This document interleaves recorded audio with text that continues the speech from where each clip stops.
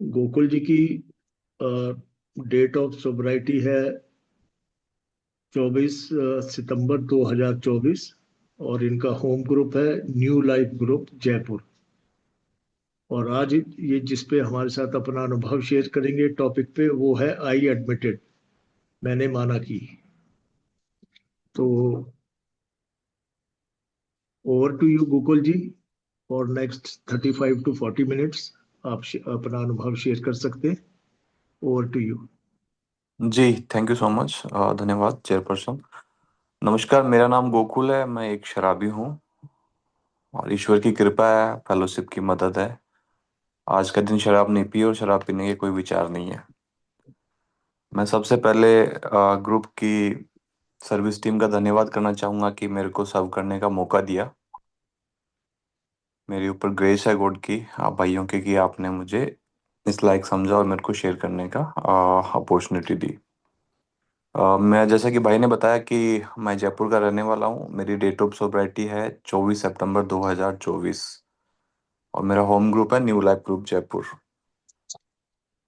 और मैं आज थोड़ा सा डिटेल में बताना चाहूँगा, 30-40 मिनट का समय दिया है भाई ने, कि कैसे मेरी लाइफ में शराब आई, शराब की वजह से मेरे जीवन में क्या क्या समस्याएं खड़ी हुई, और एए का मैसेज मेरे को कैसे मिला, एए में आने के बाद में मेरे साथ में क्या हुआ,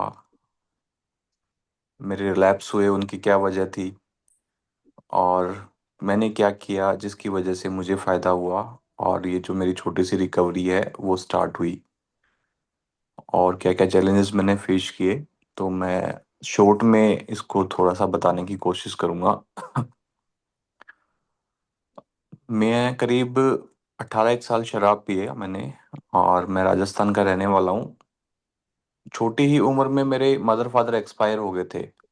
मैं अकेला ही था। करीब 2-2.5 साल की उम्र में मेरी माता जी एक्सपायर हो गई थी, और करीब मैं 10-11 साल की उम्र का था तब मेरे फादर एक्सपायर हो गए थे।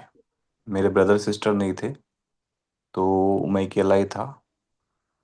तो फिर मेरी नानी मेरे को लेके चली गई। वो श्री गंगानगर राजस्थान के अंदर रहते थे मेरे मामा, नानी वहीं रहती थी। तो वो मेरे को वहाँ पे 11 साल की उम्र होगी लगभग, एग्जैक्टली मेरे को याद नहीं है। तो मेरे को वो वहाँ पे लेके चली गई, और मेरे मामा को उन्होंने बोला कि भाई इसको हम ही रखेंगे जब तक ये थोड़ा पढ़ ले और कुछ जॉब वॉब काम वाम कर लेगा, फिर आगे के आगे देखेंगे। तो जब मेरी नानी मेरे को लेके गई थी, मेरे फादर का सारा जो भी 12 दिन का हमारे यहाँ होता है राजस्थान में, वो सब कंप्लीट करने के बाद में, तो वो मामा से डिस्कशन कर रहे थे कि भाई क्यों क्यों लेके आ गई है, हमारे बच्चे पल नहीं रहे हैं, ऐसा कुछ मैंने सुना उस दिन। खैर वो अलग बात है, सब चीज़ें थी, फिर भी नानी ने उनको कन्विंस किया, मैं रहने लग गया। मेरे मामा का जो घर का माहौल था वो थोड़ा आध्यात्मिक था, धार्मिक कह सकता हूँ मैं उसको, आध्यात्मिक। तो अभी मैं समझ में आया कि एग्जैक्टली आध्यात्मिकता क्या होती है। बट वहाँ पे धार्मिक एक्टिविटीज होती थी, मेडिटेशन वगैरह, कुछ एक धार्मिक संत से वो जुड़े हुए थे, तो उनके कुछ बताए हुए चीज़ें फॉलो करते थे। तो वो एनवायरनमेंट मेरे को भी मिला उस 11-12 साल की उम्र में। उन्होंने मुझे कुछ काम लगा दिया था छोटा सा, कहीं एक शॉप के ऊपर, स्टेशनरी की शॉप पे। कंटिन्यू बोले पढ़ा नहीं सकते हम, क्योंकि हमारे परिवार की स्थिति ठीक नहीं है। तो मैं नौकरी करता था, और धार्मिक माहौल था, तो मैं भी वहाँ पे बच्चा ही था, तो मैं भी उसको अडॉप्ट कर रहा था।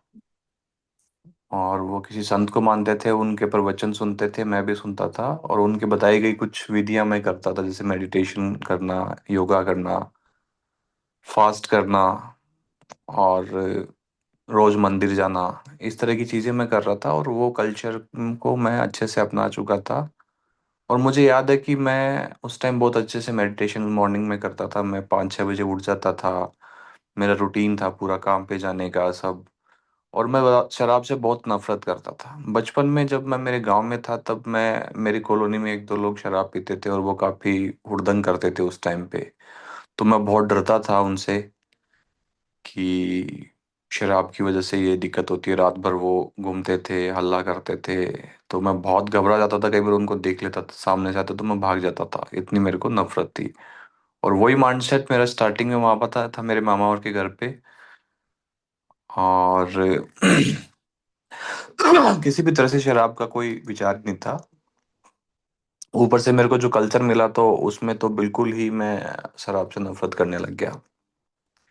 खैर आगे चलते हैं। मैं थोड़ा बड़ा हुआ, 15-16 साल की उम्र का। तो वो जो मेरी जॉब थी एक स्टेशनरी की शॉप की, वो जॉब मेरी चेंज होके एक टेलीकॉम कंपनी के अंदर मेरे को एक काम मिला। उस टाइम पे टेलीकॉम कंपनीज लॉन्च हुई थी। तो रिलायंस कंपनी के अंदर मेरे को एक छोटी सी जॉब मिली थी और मैं बड़ा खुश था। मेरी सैलरी ज़्यादा थी, मेरे को एक मोबाइल मिला और कॉल वॉल करने का सब फैसिलिटी थी।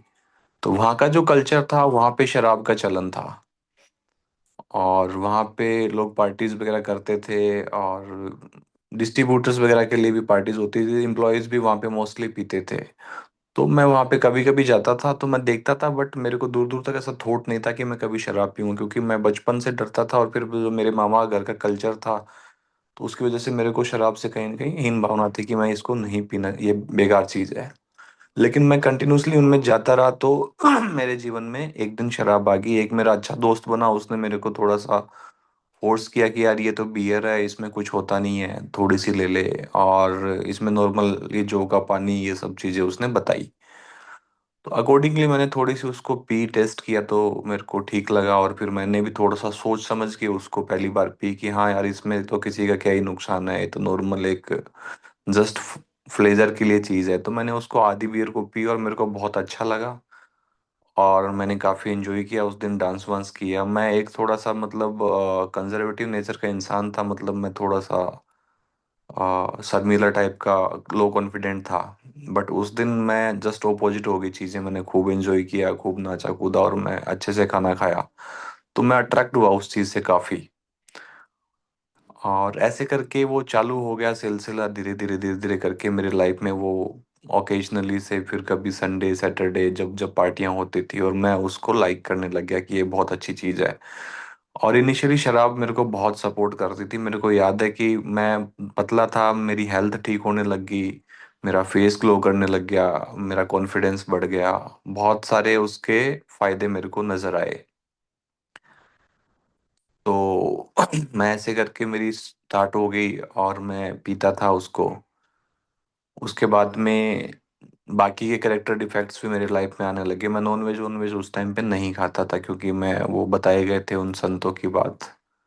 खैर मैं नॉनवेज का कोई विरोध नहीं करता हूँ, बट मैं नहीं खाता था। तो वो भी मैंने स्टार्ट कर दिया फिर खाना। उसके बाद में मैं जो वुमेनाइजेशन वगैरह, लड़की वगैरह का मेरे को ये था कि मैं मतलब नॉर्मल जहाँ ये कहेंगे वहीं शादी करूंगा। तो फिर मेरे को वो थॉट भी आई कि मेरी गर्लफ्रेंड भी होनी चाहिए। मेरे को बहुत पैसा कमाना है, फिर उसके लिए मैं कुछ शॉर्टकट्स लेने लग गया, बेईमानी में करने लग गया काम में। तो कहीं ना कहीं आज मेरे को वो चीज़ रियलाइज होती है 20-21 साल बाद में कि जो जो मेरे जीवन के अंदर उल्टे सीधे चीजें आई, उसकी शुरुआत शराब से हुई थी। और फिर मेरी शराब की क्वांटिटी भी बढ़ती चली गई, पैसे का एक्सपेंस भी बढ़ता चला गया, मेरे खर्चे भी बढ़ते चले गए। तो वो सारी चीजें के लिए, पूरी करने के लिए फिर मैं उल्टे सीधे बेईमानियां करने लग गया। काम में मैं चोरी करने लग गया, मैं सारे काम करने लग गया और मेरे पास में पैसे आ रहे थे। कुछ टाइम बाद में मैं इतने हवा में उड़ने लग गया कि मैं अपने मामा और को भी कुछ समझता नहीं था।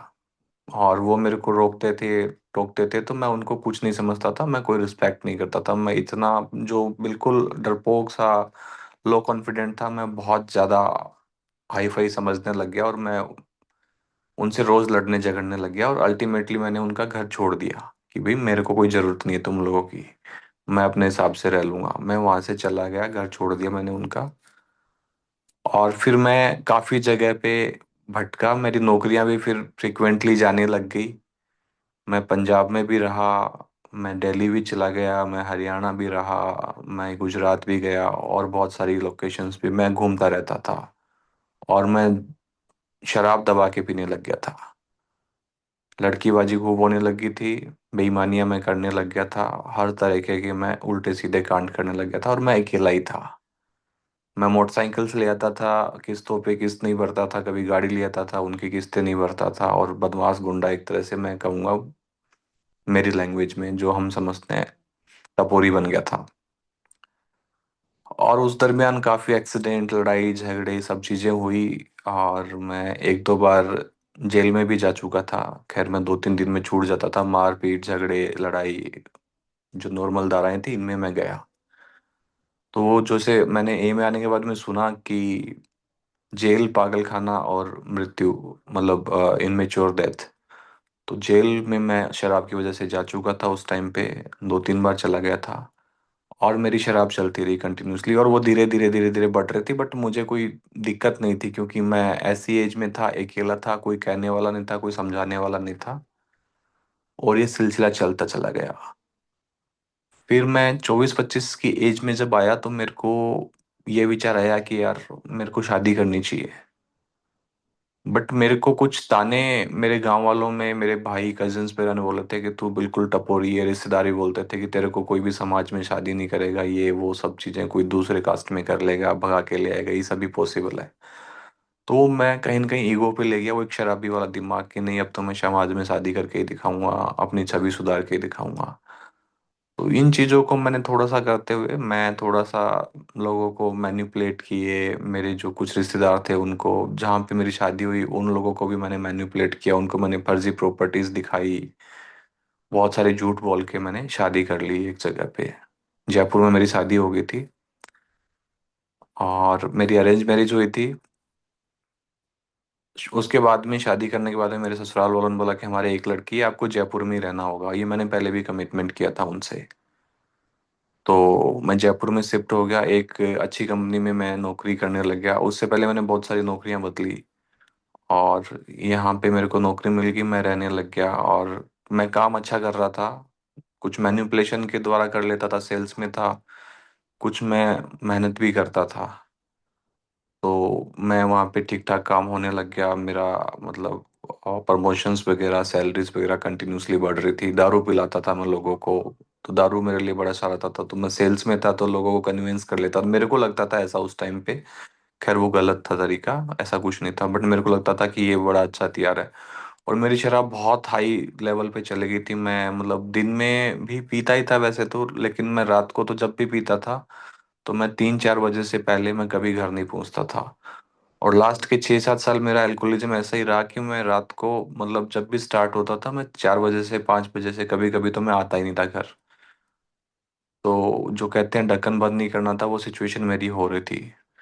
फिर मेरी हेल्थ खराब होने लगी, फाइनेंशियली बहुत ज़्यादा बर्डन आने लगी, इमेज मेरी खराब थी और ज़्यादा खराब हो गई। और मैं रोज उल्टे सीधे काम करने लग गया शराब पी के। और वाइफ भी काफ़ी परेशान थी, इसने भी बहुत कोशिश करी बट मैं नहीं मानता था। उसने हार ही मान ली, उसने मेरे को कहना ही छोड़ दिया। फिर मेरे 2 डॉटर्स हुई, एक, फिर उसके बाद में 1-1.5 साल बाद में दूसरी। तब मेरे को ऐसा लगने लगा कि मैं मर जाऊंगा, और फिर इनका क्या होगा, ये इस तरह के फियर्स मेरे को आने लगे। तो मैंने शराब छोड़ने के लिए कोशिश करनी शुरू करी कि यार इसको कैसे ना कैसे करके हम छोड़ते हैं। पर मैं 2-4 दिन छोड़ पाता था, उसके बाद में फिर मैं वापस फंस जाता था। लेकिन मेरे अंदर एक विलिंगनेस आने लगी कि इसको या तो कंट्रोल करना पड़ेगा या इसको छोड़ना पड़ेगा। तो मैं कंट्रोल करने की कोशिश करता था कि मैं घर पे पीऊंगा, या मैं अच्छी क्वालिटी की पीऊंगा, या मैं शाम को ही पीऊंगा, या मैं ओकेजनली, बहुत तरह के तरीके मैंने अपनाए। पर वो सक्सेस नहीं होते थे। अभी मुझे पता चला कि क्यों नहीं होते थे। बट मैं काफ़ी उससे स्ट्रगल कर रहा था, मैं लड़ रहा था कि हाँ मैं कर लूँगा इसको मैनेज, मैं कर लूँगा इसको कम तरीके से। और मुझे पता भी नहीं था, मैं अपने लेवल पे ट्राई करता था, और मैं बहुत ज़्यादा, मेरी हालत ख़राब हो रही थी, मेरे खतरनाक खतरनाक 3-4 एक्सीडेंट हुए। एक एक्सीडेंट मैं बताना चाहूँगा कि मैं दिन भर से दारू पी रहा था एक फ्रेंड के साथ में। और रात को 12 बजे वो ठेका बंद हो गया था, तो उन्होंने बोला कि ठेके वाले ने, अभी जाओ भाई साहब घर। तो हमने कुछ और शराब ले ली, और हम निकल रहे थे, जयपुर की बात है। मैंने गाड़ी का जो एक्सीलेटर है, जितना नीचे दबा सकता हूँ मैंने पूरा दबा दिया, बिल्कुल नीचे टच कर दिया उसको। वो करीब 130-140 पे गाड़ी भाग रही थी सिटी के अंदर रात को 11-12 बजे। थोड़ी दूर जाके वो बिल्कुल गाड़ी क्रैश होगी, डिवाइडर पे चढ़ते हुए, और 2-3 गाड़ियां, रिक्शा को, सबसे जबरदस्त हिट हुई वो। और वो गाड़ी भयंकर तरह से टोटल लॉस हो चुकी थी, और मेरे को बिल्कुल भी खरोच नहीं, हल्की सी आई, साथ वाले के थोड़ी सी आई, मैं वहां से भाग गया भीड़ को देख के। बहुत स्पीड में थी गाड़ी, मतलब मैंने पूरा एक्सीलेटर दबा दिया था पूरा, कि उससे ऊपर जाने की संभावना ही नहीं थी उसके अंदर।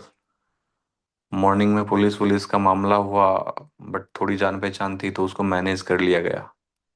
उन्होंने मेरे को एक वीडियो दिखाया पुलिस वालों ने सीसीटीवी का, कि भाई साहब आइए जरा देखिए इसको, वहां के आसपास से लिया।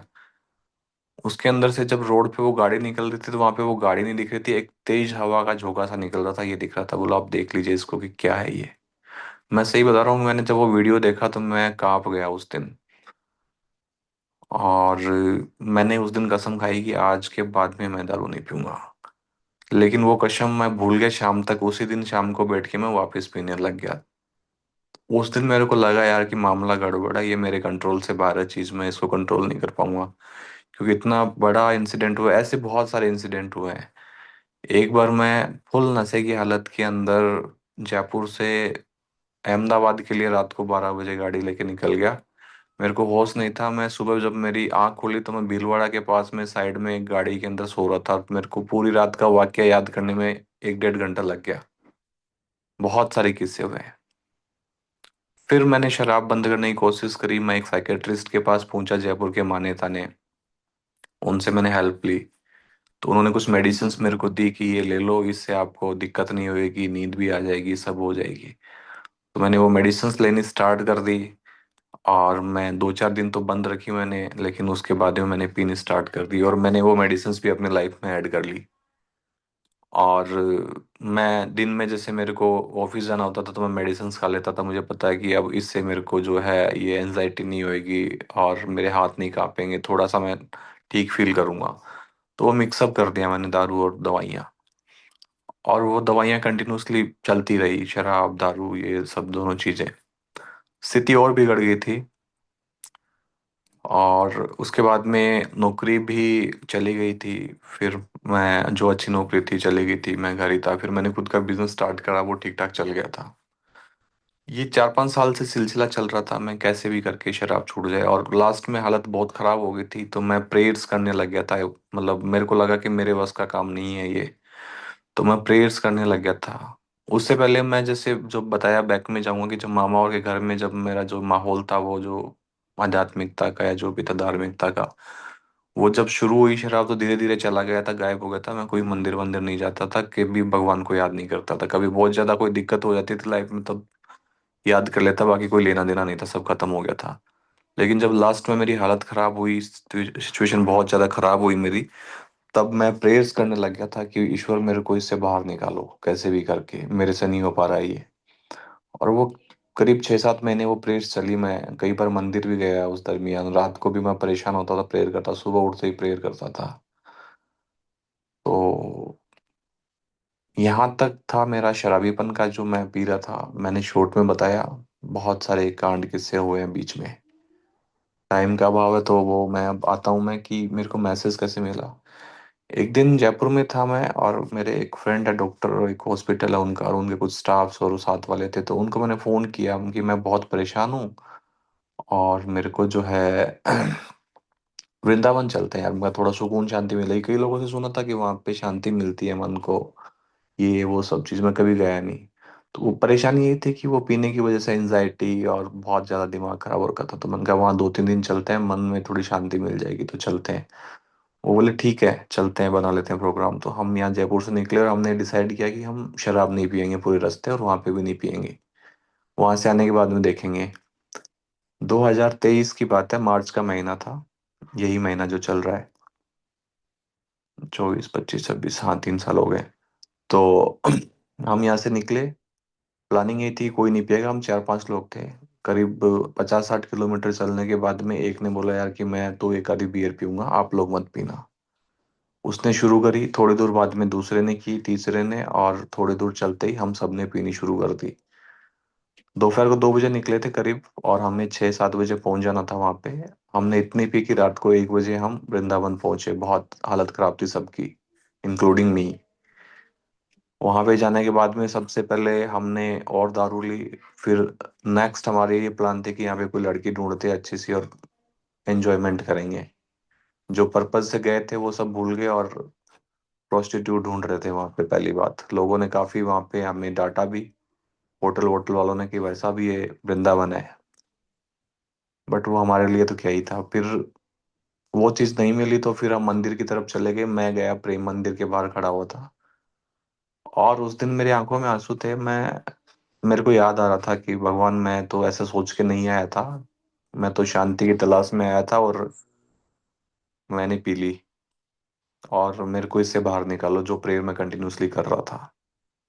फिर वहां से वापस हम लोग निकल गए, फिर पार्टी पूरी रात चलती रही वो। दूसरे दिन दोपहर तक वो पार्टी चलती रही। हम वहां से भरतपुर आ गए, उस डॉक्टर का गांव पड़ता है वहां पे। तो 2 दिन लगातार शराब थी, और कुछ खाया नहीं था, स्थिति बहुत खराब थी। फिर जयपुर आ गए। जयपुर आने के बाद में मैं रिहैब सर्च कर रहा था अपने लिए। मेरे को समझ में आ गया कि ये चीज़ ऐसे ठीक नहीं हो पाएगी। मैं रिहैब नाम तो यहाँ आने के बाद में ही जाना हूँ, उससे पहले मैं नशा मुक्ति केंद्र के कई जगह बोर्ड, कुछ प्रचार देखता था। तो मेरे को लगता था वहां जाने से दारू बंद हो जाती है, और मेरे को वो 100% लग रहा था ट्रीटमेंट की वो काम ही करेगा, क्योंकि डॉक्टर से मैं मिल लिया, मंदिर में मैंने यार प्रेयर कर ली, सब तरीके अपना लिए, सब फेल हो गए हैं। तो मैं वाइफ को बोला कि मैं कोई नशा मुक्ति केंद्र ढूंढता हूँ, वहाँ पे 2-1 महीने रहूंगा, और फिर मामला सेट हो जाएगा, तो फिर कंटिन्यू करेंगे लाइफ को। तो मैं रात को ढूंढ रहा था, मार्च का महीना था, और वो थी 11 मार्च 2023। तो मैं थोड़ा पैसे वैसे मेरे पास आ रहे थे बिजनेस से, तो मैं थोड़ा लग्जरी रिहैब ढूंढ रहा था। उसमें मैंने अच्छे से, वैसे मेरे को याद है कि लग्जरी नशा मुक्ति के अंदर इन जयपुर, जिसमें मोबाइल अलाउड कर दे, टीवी हो, थोड़ा सब चीज़ें हो, मेरे हिसाब से चीज़ें चल जाए। तो मेरे को अल्कोहलिक एनोनिमस की कुछ वेबसाइट्स और कुछ मटेरियल्स मिले गूगल पे। मैंने उसके बारे में पढ़ा, और बहुत क्यूरियोसिटी के साथ में मैंने पढ़ा और समझा उसको। फिर यूट्यूब पे कुछ वीडियो देखे, तो मैं एक्साइट हुआ कि यार ये चीज़ ठीक है, इनको ज्वाइन कर लेते हैं, जो भी पैसे लेंगे ले लेंगे। तो मैंने टोल फ्री नंबर पे फ़ोन लगाया रात को, 11 मार्च 2023। तो वहां से कोई रिस्पांस नहीं आया। मॉर्निंग के अंदर 12 तारीख को वहां से रिस्पांस आया। 12 मार्च, जो आज 13 है, उससे जस्ट लास्ट डे 23 को, उस दिन संडे था, और एक जयपुर में भाई का बर्थडे भी था, 1 साल का। तो उन्होंने बोला कि आप एक काम करो, यहाँ पे आ जाइए, हमारी मीटिंग है, और यहाँ पे हम मिलते हैं, डिस्कस करेंगे सारा। तो वो सरदार जी थे, वहाँ पे गया मैं। मेरे को थोड़ी पंजाबी आती थी, तो मैं जैसे ही उनको मिला गेट पे मीटिंग के, तो मैं उनको पंजाबी बोल के अट्रैक्ट करने की कोशिश करी, इम्प्रेस करने की कोशिश करी। और मैंने कहा जी मेरे को ठीक कर दो, फिर देखना मैं इतने बंदे ले आऊंगा, और मैं ये कर दूंगा, और मैं देखना पूरे जयपुर में सब शराबी हो। वो कहता भाई कोई नहीं, देखते हैं, आ जाओ आप, चलते हैं, बात करते हैं। मुझे ध्यान है कि वो हवाबाजी मेरे अंदर थी वो। खैर वो उस टाइम मेरी गलती नहीं थी, मेरा माइंड ही ऐसा हो चुका था, और हवाबाजी ही करना मेरा काम था, शो ऑफ जिसको कहते हैं, फॉल्स प्राइड। मीटिंग में गया उस दिन, भगवान की कृपा से 40 से 45 लोग जयपुर के मीटिंग्स में आए हुए थे, और बहुत अच्छी अच्छी शेयरिंग्स हुई। बहुत अट्रैक्ट हुआ मैं उस दिन, और मेरे को लगा कि ये समाधान मिल गया मेरे को। बहुत खुश था मैं उस दिन, बहुत खुश था मैं। और क्योंकि मैं सबसे बड़ी समस्या को लेकर स्ट्रगल कर रहा था, तो मैं वहाँ पे मीटिंग्स में बैठा, मैंने शेयरिंग भी करी, और सबसे मैंने बातचीत करी, सबके नंबर लिए, और मैं पूरा दिन लोगों को फ़ोन करता रहा। मैं घर चला गया, और लोगों ने बहुत सपोर्ट करी, कुछ चीज़ें बताई मेरे को, कुछ समझ में आया, कुछ नहीं आया, बट मेरे को एक रास्ता मिल गया था कि हाँ यार, अब इनके साथ में हम भी, मेरा भी काम बन जाएगा। बाहर निकला, लोगों को मैं क्या बता रहा था अपने बारे में, कि यार मैं ये नहीं कह रहा था कि मैं शराबी हूँ, समस्या है भाई, मैं इस कंपनी के अंदर रीजनल मैनेजर हूँ, मैं राजस्थान देखता हूँ, और ये फला फला फला फला फला, हवाबाजी, सब हवाबाजी कर रहा था मैं। और उसी तरह का मेरा दिमाग था उस टाइम पे। मेरी गलती भी नहीं थी मुझे लग रहा है, क्योंकि भाई मैं वही अपने आप को, मेरे दिमाग को फ्यूल देता रहा था उसी तरह से, जो मेरे को लगा था मैं सही हूँ। और मुझे ये लग रहा था कि यार मैं ये पंजाबी बोल के इनको इम्प्रेस कर रहा हूँ, सरदार जी को, और ये सब कंपनीज के बारे में ज्ञान दे रहा हूँ, तो हो सकता है मेरे को थोड़ी ज्यादा प्राथमिकता दी जाएगी यहाँ पे, मेरे को वीआईपी कस्टमर की तरह माना जाएगा वो। उस वजह से मैं ये सब चीजें कर रहा था। खैर वो अलग चीज है, वैसे मैंने बता दिया। 15 दिन तक मैं सही चला, और मैं कंटिन्यूसली मीटिंग कर रहा था रोज, अपने मतलब रोजमर्रा की लाइफ में रोज मेंबर्स को फोन करना, सब चीजें करना, और मैंने प्रायोरिटीज बना ली कि ये इम्पोर्टेंट है। फिर मैं एक शादी में गया था, एक डॉक्टर है यहाँ जयपुर के, बड़े कार्डियोलॉजिस्ट, उनकी बेटी की शादी थी, और वहां पे मैं शाम को चला गया था, और मेरे को ये था कि अब दारूद मेरी जिंदगी से चले गई है, खत्म है मामला। वहां पे बहुत महंगी महंगी शराब थी और बहुत महंगी शादी थी और बहुत सारे लोग आए हुए थे। मेरे को बताया गया था कि फोन करना है आपको अगर ऐसी कोई सिचुएशन क्रिएट हो जाए तो कुछ खा लेना, जो हॉल्ट बताया था और बताया था, मैंने कुछ फॉलो नहीं किया। और मेरा इरादा भी नहीं था पीने का। लेकिन मेरे अंदर बेईमानी आ रही थी कि मैं कुछ खा नहीं रहा था, बस मैं घूम रहा था, लोगों से मिल रहा था जो मेरे को दारू के लिए पूछ रहे थे, मैं उनको मना कर रहा था, नहीं नहीं नहीं मैंने छोड़ दिया भाई, मैंने छोड़ दिया है। एक डेढ़ घंटे बाद में मेरे अंदर थॉट आ गया कि हाँ यार, छोटी सी एक बियर तो पी जा सकती है और फिर तो सही हो जाएगा, ज्यादा नहीं पियेंगे ये सब चीज करके। और उस थॉट के बाद में भी मैं करीब 10-15 मिनट उस थॉट को लेके घूमता रहा और मैंने किसी को कोई फोन नहीं किया, मैंने कुछ खाया नहीं। और मैंने वो छोटी बियर से शुरुआत कर दी। और फिर मैं रात को 3:30 बजे वहां से निकाला गया। सब लोग जा चुके थे। जो बार टेंडर था उसको मैंने कहा भाई थोड़ी मोटी जो बची है देते यार, मेरे को कम पड़ गई है मेरी। बोले भाई सब जाइए आप यार, तो वहां से निकाला। फिर मैं ढूंढता रहा पूरे जयपुर में शराब। और मैं मॉर्निंग में घर पहुंचा 4-5 बजे। और सुबह जब मैं उठा 12 बजे तो मैं बहुत गिल्ट में था। मैंने कहा यार ये क्या हो गया। घर वाले भी खैर वो सब चीज हुई। मैंने सोचा कि ठीक है बोल देंगे झूठ कि यार आज आज पी है तो क्या ही बताना है वहां पे में जाके। फिर शाम तक दिमाग में आई कि नहीं नहीं यार बता देना चाहिए, झूठ तो नहीं बोलना चाहिए। तो मैं एक मेंबर से ज्यादा कनेक्ट था सरदार जी से, उनको मैंने बताया ऐसे ऐसे हो गया जी। बोले कोई बात नहीं, कल मीटिंग आ जाना भाई। मैं चला गया। फिर 45 दिन तक मैं ठीक चला। फिर मैं काम धंधे नौकरी और जिम बॉडी बनाने के चक्कर में पड़ गया। फिर मैंने प्रायोरिटी चेंज कर दी और मैं वापस पीने लग गया। फिर 20-25 दिन पीता था, फिर मैं वापस जाता था। और फिर मैं कुछ दिन मीटिंग्स मेंबर इन चीज़ों को प्रायोरिटी देता था। फिर मैं वापस पैसा, हेल्थ, बाकी की चीज़ों के चक्कर में फिर बढ़ता था। और फिर मेरी बैंड बज जाती थी। तो ऐसा करीब 18 महीने चला। लास्ट 6 मंथ बाद में मेरा रिलैप्स हुआ।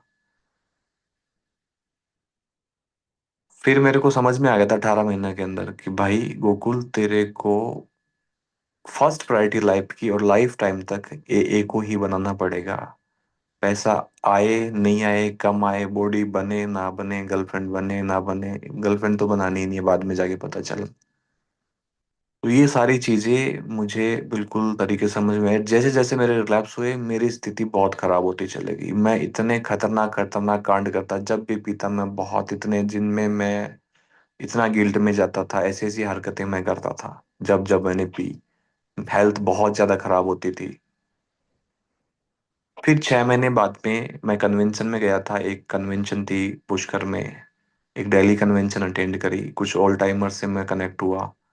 मैंने लाइफ की प्रायोरिटी चेंज कर दी कि भाई साहब 80% 90% मुझे ए को देना है। उसमें मैं क्या कर सकता हूँ, मैंने सोचा, लिखा कि मुझे फर्स्ट मीटिंग्स करनी है। मुझे दोस्त बनाने पड़ेंगे यहाँ पे। बाहर के दोस्त छोड़ने पड़ेंगे। मेरे को ये लगता था कि ये जो मेरे बाहर के दोस्त है वो मेरे बिजनेस के लिए मेरे साथ में कनेक्ट है, मेरे क्लाइंट्स है, मेरे पार्टनर्स है, ये वो सब चीज़ है। उनके साथ नहीं मिलूंगा तो मेरा धंधा खराब हो जाएगा। मेरे मतलब मेरा सर्किल ही खत्म हो जाएगा, ये फियर्स थे मेरे अंदर। बट मैंने कहा जो होगा तो होगा, क्योंकि जिंदगी खत्म हो रही है यहाँ पे। तो मैंने ए के अंदर दोस्त बनाने बढ़ा दिए मैंने, और दिल से बनाए उनको। आज भी हैं, बहुत अच्छी दोस्ती है, बहुत अच्छे रिलेशन है। मीटिंग्स मैंने बढ़ा दी। मैंने सर्विस के लिए कोशिश करी कि कुछ भी काम मिल जाए कर लूंगा मैं। तो मैं कुछ मैसेज फॉरवर्ड कर देता था। न्यू कमर कोई आ जाता था तब, मैं भी न्यू था, लेकिन जिसको पहला दूसरा दिन है तो उसकी चिपक जाता था कि भाई ठीक है यार, तू मिल ले, चाय पी ले, मेरी गाड़ी में बैठ जा, मैं तेरे को मीटिंग ले चलता हूँ। इस तरह से मैंने कुछ एक्टिविटीज करी अपनी डे टू डे लाइफ के अंदर। उसका बहुत हेल्प मिली। गॉड ग्रेस रही कि एक जयपुर की मीटिंग्स जो मैंने बताया, होम ग्रुप और न्यू लाइफ ग्रुप, वो मीटिंग्स पुरानी है, बट एक मेंबर उसको ओपन करते थे, चेयर करते थे। वो काम काज में थोड़ा बिजी होंगे और वो बीच बीच में नहीं जा पा रहे थे। तो कुछ जयपुर के जो इंटर ग्रुप के मेंबर, उन्होंने बोला यार कि आपके पास पड़ती है इस मीटिंग को, आप खोल लिया करो, सैटरडे को इवनिंग में होती है। तो मैंने उस टाइम वो मीटिंग को उस चेयर पे बैठने के चक्कर में हाँ कर दी कि ठीक है यार, वो चेयर पर्सन बन जाऊंगा, उस चेयर पे मिल जाएगी। लेकिन वो एक जिम्मेदारी आ गई, उससे डिसिप्लिन आया लाइफ में। और ये लगा कि यार भाई, ये जो वहाँ पे क्या है कि कुछ रिहैब्स के मेंबर भी आते हैं, कुछ न्यूकमर आते हैं। थॉट आते थे कि यार मैं भी गया तो यार साला क्या कहूंगा इनको, क्या रिस्पॉन्सिबिलिटी रह जाएगी तेरी, ये वो सब। तो वो फियर्स थे, वो पॉजिटिव फियर्स थे, उस वजह से सपोर्ट मिली। इधर दोस्त बहुत अच्छे बन गए थे एक के अंदर, मतलब उनके साथ में आउटिंग्स हो रही थी, चाय कॉफी डेली मिल रहे थे, डेढ़ डेढ़ दो दो घंटे फोन पे बात करते थे। वो चीज पूरा माहौल बना दिया ए का पूरा लाइफ के अंदर। तो रिकवरी स्टार्ट हो गई, और भगवान की कृपा रही कि 1 साल पूरा हो गया, जिसके लिए मैं बहुत एक्साइटेड था, बहुत ज्यादा। लोगों को टोकन मिलते थे, मैं देखता था, क्योंकि मेरे रिलैप्स हो जाते थे 6 6 महीने से। 6 महीने वापस बार तो ले ही लूंगा, मैंने कहा। वो टोकन के लिए रिकवरी में लगा हुआ था। खैर, जैसा दिमाग, मतलब हर फेज के अंदर माइंड सेट चेंज होता चला गया, धीरे धीरे चेंज होता आ रहा है। तो पहले टोकन के लिए रिकवरी में लगा हुआ था, क्योंकि पहले तो हालत खराब थी, लेकिन यहाँ आने के बाद थोड़ी हेल्थ ठीक होगी, तो फिर टोकन पे ही फोकस था कि 1 साल हो जाएगा, ये मिल जाएगा, ताली बज जाएगी, मजा आ जाएगा। लेकिन खैर ठीक है, वो चीज़ भी हेल्प करी। आज वो चीज़ ठीक है, इम्पोर्टेंट है, बट रिकवरी के वैल्यू वाला हो गई है। हो सकता है कल अलग माइंड सेट हो जाएगा उसके प्रति देखने का नजरिया। तो उस चक्कर में लगा रहा, 1 साल हो गई। लेकिन जो स्थिति थी दिमाग की, वो बहुत खराब थी। वो मेडिकेशन जो मेरी चल रही थी, मैं उस पे आऊंगा 2 मिनट के लिए, वो मैं ले रहा था। उसमें नींद की पिल थी, एंजाइटी की थी, उस वजह से पूरा डल रहता था, यादाश्त कमजोर रहती थी, हालत खराब थी। और कुछ अल्कोहल भी चला गया था, तो उसके भी विड्रॉल्स थे या जो भी थे, और इनिशियली थी चैलेंज। तो नींद नहीं आना, एंजाइटी, नेगेटिव थॉट्स, काम में मन नहीं, ये सारे चैलेंजेस फेस कर रहा था। आज भी कुछ हद तक है। तो फिर उन दवाइयों को धीरे धीरे धीरे करके ईश्वर ने सद्बुद्धि दी कि इनको टेम्परिंग करके, पहले तो सोच रहा था कि एक झटके में बंद हो जाएगी, लेकिन वो 7 8 साल से ले रहा था और हैवी डोज थी। बट उनको धीरे धीरे तरीके से, क्योंकि जब रिकवरी में आया तो बिल्कुल सद्बुद्धि मिली कि भाई इनका तरीका ये है। तो उनको धीरे धीरे टेम्परिंग करते करते करते उनको कम किया, ऑलमोस्ट 95% जा चुकी है। धीरे धीरे हेल्थ में सुधार करना शुरू किया, कुछ एक्टिविटी स्टार्ट करी, वॉक करना है, जो भी करना है। कंसिस्टेंट नहीं कर पाता हूँ, फिर भी एटलीस्ट कर लेता हूँ कभी कभी। लेकिन जो समस्याएं थी, ड्राई टंग स्टेज थी, वो बहुत सीवियर थी मेरी, क्योंकि मेरी ये मेडिसिन्स भी थी, इनके विड्रॉल्स भी आ रहे थे, और बहुत ज्यादा एंगर, लस्ट, गुस्सा, ये वो तामझाम, बहुत लंबा मामला था, बहुत उलझा हुआ था मैं, मतलब डिटेल में समय की वजह से मैं नहीं बता पाऊंगा। पागल हो रखा था, मतलब ये मान लो कि शराब पी नहीं रहा था, बाकी शराब के पास ही था। एक दो पर तो मैं ठेके के बाहर जाके रुक गया, वहां ब्रेक लग गए, फोन हो गया मेंबर को, या ईश्वर ने सद्बुद्धि दे दी, क्योंकि इतना एंजाइटी बढ़ जाती थी, इस तरह से हालत खराब हो जाती थी। रिलैप्स नहीं हुआ। लेकिन वो कितने दिन, मेरे को पता था यार, आज बच गया, कल बच जाएगा, परसों बच जाएगा, कितना बचेगा, तुम एक दिन तो पिएगा वापस। तो लोगों ने कहा स्पॉन्सर ले ले, और मेरे को भी काफी टाइम हो गया था, तो सब पता था। दूसरी बात कि सिर्फ मीटिंग कर रहा था, दोस्त थे, और मैं एक मीटिंग चेयर कर रहा था। जो अभी पढ़ा मीटिंग स्टार्ट होने से, ये चीजें पढ़ रहा था, सुन रहा था, लेकिन कभी ध्यान नहीं किया कि इसमें लिखा क्या हुआ है। 12 कदम पढ़ के लोगों को सुनाता था वहां पे, जब मीटिंग शेयर करता था तो देखता था सामने पोस्टर लगा, लेकिन कभी ध्यान नहीं किया कि है क्या एग्जैक्टली। 2 2.5 साल बाद तक भी, मतलब ए में आने के बाद में 1 साल की रिकवरी हो गई है, लेकिन कभी गौर नहीं किया, ट्रेडिशंस पे गौर नहीं किया। बिग बुक घर में पड़ी थी, उसको कभी खोल के नहीं देखा, पढ़ा नहीं। ओल्ड टाइमर से कभी मिलता था, बातें करते थे खूब सारी, लेकिन कभी गौर नहीं किया कि यार क्या बताया उसने।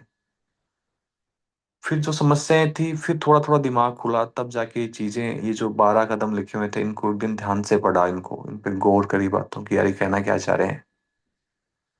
तब जाके समझ में आया। थोड़ा थोड़ा प्रैक्टिस करनी शुरू करी, थोड़ी थोड़ी। भूल जाता था, फिर उलझ जाता था काम में, फिर उसको लिखा हुआ था तो पढ़ता था। फिर स्पॉन्सर लिया कि चलो प्रोग्राम करते हैं। स्पॉन्सर की कमी निकाल देता था, कि जी कहते हैं रोज 3 मेंबर को फोन करो, बिग बुक के पन्ने पढ़ो, मेरे समझ में थोड़ी आता है, उसको ये ज्ञान नहीं है, बिजनेस का तो नॉलेज ही नहीं है, कभी जीवन में किया ही नहीं। इस तरह के एक्सक्यूज देके छोड़ देता था, कंटिन्यू नहीं करता था। 3 4 स्पॉन्सर चेंज कर लिए। कमी उन्हीं की निकालता था कि उसमें ये कमी, उसमें ये कमी, मेरे में कोई कमी नहीं, मैं परफेक्ट हूँ, मेरे हिसाब से नहीं है। फिर एक मेंबर को सुना मैंने, काफी वो ऑल टाइमर है, और उनकी डिटेल्स में कुछ शेयरिंग्स वगैरह सुनी, कुछ चीजें से रिलेट कर पाया, जिसको समस्याएं उन्होंने फेस करी लाइफ में, मैंने भी उन चीजों को सुनी। तो मेरे को लगा, तो एक दिन मैंने उनको फोन किया। स्पॉन्सर की तलाश जारी थी मेरी, कि अब वही प्रोग्राम तो करना ही पड़ेगा, लेकिन स्पॉन्सर को मैं रिजेक्ट करता चल रहा था। उनसे बात हुई 20-25 मिनट, दो चार चीजें मैंने उनको बताई। तो उन्होंने बोला कि मेरे से क्या चाहते हो। मैंने कहा जी मेरे को प्रोग्राम करा दो, ऐसे ऐसे दिक्कतें हैं, तो इसको खत्म करो करवा के, ताकि मैं काम धंधे करूँ आगे। तो उन्होंने कुछ नहीं बोला, लेकिन मेरे को आज समझ में आता कि खत्म करने का कार्यक्रम नहीं है। तो फिर उन्होंने बोला कि ठीक है, तुम मेरी अभी कुछ क्लासेस चल रही है, सेशंस, तो कल से ज्वाइन कर लेना। बड़े डिसिप्लिन है, तो मैं लेट आना ये सब चीज़ें, तो उन्होंने क्लियर अपनी एक्सपेक्टेशन बता दी कि ये चीज़ें फॉलो करनी पड़ेगी, कर सकता है तो कर लेना, नहीं तो कोई दिक्कत नहीं है। बट मुझे प्रोग्राम करना था, और मैंने डिसिप्लिन होके बड़े तरीके से उनके साथ में प्रोग्राम किया। 5 से 10% मेरे को समझ में आया, इतना ही मेरे दिमाग में बैठा हो। लेकिन धीरे धीरे धीरे धीरे मैंने उसको प्रैक्टिस करना स्टार्ट किया, अभी भी कर रहा हूँ। इन्वेंटरी लिखी ना जिस दिन, उस दिन सारी चीजें, बहुत सारी चीजें समझ में आई। पूरा कचरा सामने आ गया मेरे जीवन के सारे कर्म कांड। और एक्चुअली आईना दिखा मेरे को कि मैं कैसा इंसान हूँ। और उस दिन ये रियलाइजेशन हुआ कि यार ऐसा नहीं होना चाहिए यार, मेरे को गलत है ये। और फिर भी मैंने कहा चलो कोशिश करते हैं, भगवान पे डाला, मैंने इच्छुकता दिखाई कि भगवान इन चीजों को हटा। कुछ हद तक चीजें कम हुई है, काफी हद तक कम किए मैंने सारे करेक्टर डिफेक्ट्स। फिर भी आ जाते हैं कई बार। और अच्छी चीज ये है कि एक्शन नहीं करता हूँ, मेरे को ये चीज समझ में आ गई है अब। सिंपल सा मेथड एक मैंने अपनाया, अपने जो प्रोग्राम में कहते हैं कि एक्शन इज मैजिक वर्ड, कि एक्शन करने का प्रोग्राम है। मैंने दो तरह से किया इसको, कि कहाँ एक्शन नहीं करना है गोकुल, और कहाँ एक्शन करना है। तो मैंने लिख लिया कि लस्ट का थॉट आया, आने दे, एक्शन नहीं करूंगा। एंगर आया, आने दे, एक्शन नहीं करूंगा। लालच आया, आने दे, रिश्वत लेने का, एक्शन नहीं करूंगा। डिले करते, इसमें प्रोकास्टिनेशन दिखा दे, एक्शन करता हूँ। मीटिंग में वॉक करनी है, एक्शन करता हूँ। मेंबर से बात करनी है, एक्शन करता हूँ। जहां पे मेरा मन नहीं करता है वहां मैं करता हूँ, मुझे पता है कि जो अच्छी चीजें वहां पे मेरा मन नहीं करेगा। मीटिंग जाने का मेरा मन नहीं करता, प्रेयर्स करने का मेरा मन नहीं करता, मेंबर से बात करने का कभी, चलो उनसे दोस्ती भी कर जाता है लेकिन नहीं करता। पीआई करने का कुछ काम होता है, मेरा मन नहीं करता। या मेरा कुछ और भी काम है ए का रिलेटेड है, मेरा मन नहीं करता, मेरे को वहाँ एक्शन करना है। मेरा मन करता है लस्ट की तरफ, मेरा मन करता है लालच की तरफ, मेरा मन करता है गुस्से की तरफ, मेरा मन करता है मतलब जो मेरे डिफेक्ट्स हैं लड़कीबाजी की तरफ, वहां मुझे एक्शन नहीं करना है। सिंपल सा फंडा लेके चल रहा हूँ। और ये डे टू डे एक्टिविटी से धीरे धीरे धीरे धीरे धीरे इम्प्रूवमेंट हो रहा है, और जैसे जैसे जैसे इम्प्रूवमेंट हो रहा है, जो शांति है, सुकून है, वो बढ़ रहा है। स्थिति अभी भी मेरी खराब है, मेरे को कई बार नींद नहीं आती। मैंने 200 नाइट्स बिना सोए, मतलब 1 घंटे आधे घंटे ऐसे निकाली है। कभी 1 घंटा सो गया, कभी आधा घंटा, कई बार बिल्कुल भी नहीं सोया। लेकिन वो बहुत इम्प्रूव हो चुकी है, हेल्थ बहुत इम्प्रूव हो चुकी है, गुस्सा आना कम हो गया है, सोचने समझने की चीजें ठीक होने लग गई है, ढंग से सोचता हूँ, सोच समझ के जवाब देता हूँ। फिर भी बहुत गलतियां हो रही है, बहुत सारी बसड़ चल रही है, लेकिन इम्प्रूवमेंट जारी है। छोटी सी जर्नी है 18 महीने की रिकवरी के अंदर। और प्रोग्राम थोड़ा थोड़ा समझ में आ रहा है। और ये मेहनत मैं सोच रहा हूँ कि इतनी भी अगर चलती रहेगी तो 1 साल में मुझे लगता है कि जैसे वो कहते हैं ना, कि जैसे जो इंटरेस्ट के अंदर जो कंपाउंडिंग है, वैसे ही ये बढ़ रही है जब से ये शुरू करी है। तो वो कंपाउंडिंग की तरह बढ़ रही है, कि मैं एक स्टेप रख रहा हूँ लेकिन वो मेरे दो बन जाते हैं आगे।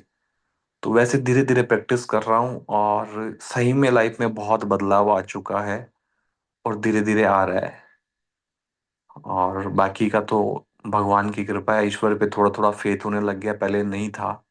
एम है तो जबरदस्ती करके फेथ बिल्ड किया कि यार एक हायर पावर तो है, कोई तो इस सृष्टि को चला रही है, कोई तो होगी यार ताकत की, जो पूरा सिस्टम, रोज सूरज निकल रहा है, सब चीजें मैनेज कर रहा है, कोई तो है।